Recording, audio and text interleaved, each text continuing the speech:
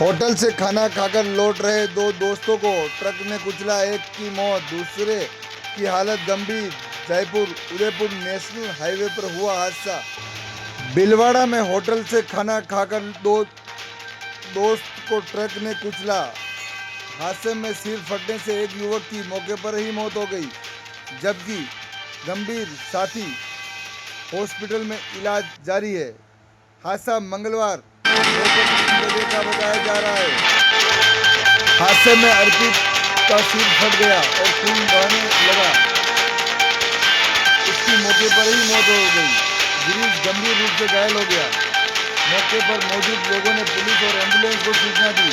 मांडव थाना पुलिस मौके पर पहुंचा और घायल गिरीश को एम्बुलेंस की मदद से मांडव के उप जिला अस्पताल पहुंचाया, जहां पर उसका इलाज जारी है, जबकि मृत के शव को पोस्टमार्टम कर परिजनों को सौंपा। जय मेवाड़ लाइव न्यूज से लोकेश सेन, उदयपुर।